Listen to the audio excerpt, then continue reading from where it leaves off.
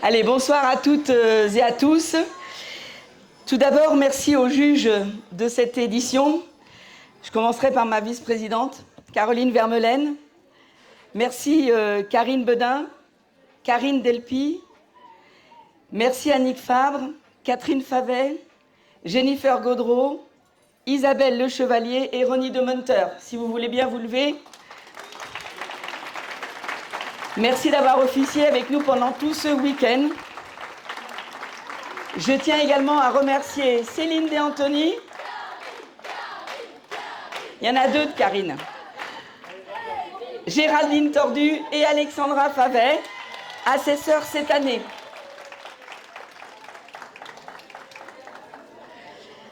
Merci à vous. Également, bien évidemment, je remercie tous les stands qui ont été présents avec nous pendant tout le week-end. Donc évidemment, j'ai ma petite liste pour n'oublier personne. Lady Bell, Vivog, Aromatherapet, Shadog, Pet Foster, Planipet, Crefia, LP Affûtage, David Strano, The Sentinel, Espace Dog Puppy, Groom Attitude, Unimalis et Pet Design. Promis, l'année prochaine, on poussera les murs. Évidemment, ce championnat n'aurait pas lieu non plus sans des sponsors. Et là, je tiens à remercier à nouveau Clésia, Royal Canin, l'ADPFA. Je remercie chaleureusement également l'ensemble des collègues qui sont administrateurs avec moi à OPCO-EP et notamment les membres de la commission apprentissage que j'ai le plaisir de présider avec ma collègue Anne-Marie Leby pour le collège salarié qui, grâce au dossier que le SNPCC a déposé, ont validé l'accompagnement de nos jeunes apprentis pour venir à ce championnat. Je tiens à les remercier très chaleureusement et je vous remercie encore une fois, les jeunes, de leur dire merci. Et je remercie Swedencare également, que je n'oublie pas. On doté les candidats, parce que vous savez que c'est long, donc je vais donner les noms des stands qui ont doté l'ensemble des candidats. Merci à Lady Bell, merci à Vivog, merci à Aromatherapet, merci à Shadog, merci à Pet Foster, merci à Planipet, merci à The Sentinel, merci à Espace Dog Puppy et merci à Unimalis. Alors il y a un an, presque jour pour jour, je vous faisais l'annonce d'un premier pas qui aurait conduit la profession de toiletteur vers un chemin tant attendu, est une profession réglementée, c'est-à-dire avoir un diplôme ou être sous la responsabilité de quelqu'un qui a ce diplôme pour exercer. La loi est passée. Néanmoins, le décret relatif à la qualification professionnelle, qui doit préciser le niveau du diplôme requis, n'est pas publié. Nous vous devons des explications. Qu'en est-il du vrai et du faux, de ce qui peut circuler? Ce qui est vrai, c'est que le SNPCC, argumentaire après argumentaire, dossier après dossier, audience après audience, n'a jamais lâché et a tout mis en œuvre pour aboutir. Pour qu'une loi et ses amendements puissent passer, il faut obtenir une majorité des votes tant au Sénat qu'à l'Assemblée nationale.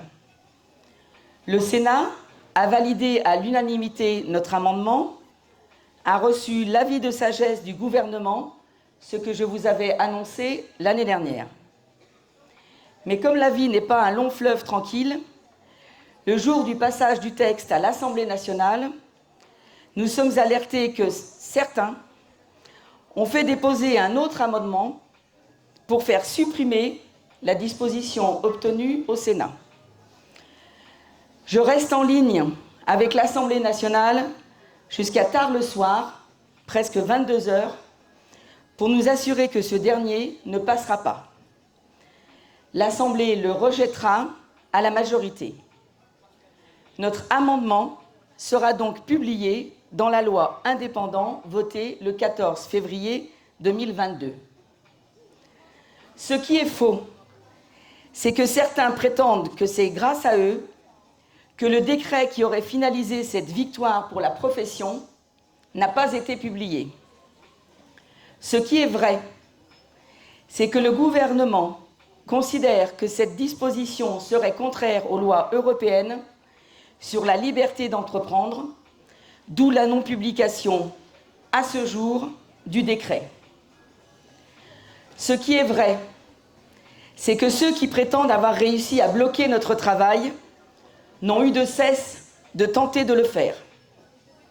Que des toiletteurs puissent jouer contre leur camp est quelque chose de totalement incompréhensible pour les syndicalistes que nous sommes.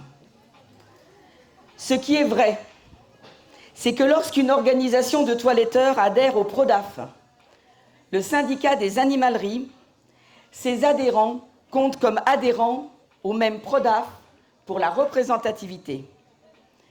Ce qui est vrai, c'est lorsque ce syndicat écrit défendre les centres de formation, il se trompe de convention collective. C'est agir en conflit d'intérêts pour une profession, et en l'occurrence, celle de toiletteur. Ainsi, adhérer à une fédération qui adhère à un syndicat se vantant de défendre les centres de formation, c'est jouer contre son camp. Adhérer à ce syndicat d'animalerie qui a crié être heureux d'annoncer que son travail a porté ses fruits, heureux que la profession ne soit pas réglementée, c'est jouer contre son camp. Aider à la propagation de ce type d'information, c'est jouer contre son camp. Ce qui est vrai, c'est que convaincus que les toiletteurs attendent cela depuis longtemps, notre organisation professionnelle se doit de poursuivre. Pour que les choses soient claires, c'est en 1995 que les toiletteurs ont rejoint le SNPCC. Pour les plus anciens comme moi, à l'époque, c'était le SNPC. Ainsi, depuis 27 ans, cette profession fait partie des professions représentées par notre organisation professionnelle.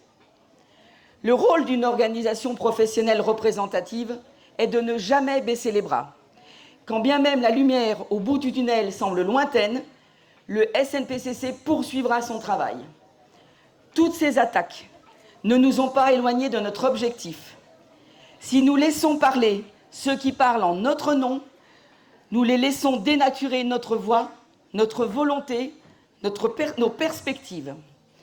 Détruire demande peu de temps, peu de travail et peu d'énergie. Construire demande du temps, du travail et de l'énergie. Mais je peux vous faire une promesse.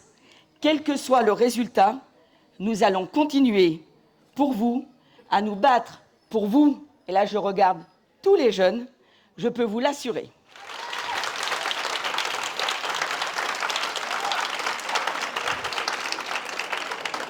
Agir sur la loi est un travail de longue haleine. Mais en attendant, le SNPCC, par sa représentativité, continuera d'accomplir de grandes choses au niveau de la branche professionnelle. Autre nouvelle que nous voudrions partager avec vous, la mise en place d'un parcours formation MOF. Certains toiletteurs aimeraient bien, mais n'osent pas. Le SNPCC va ainsi travailler à la mise en place d'un parcours de formation qui sera exclusivement destiné aux toiletteurs qui s'inscriront pour le 28e concours MOF.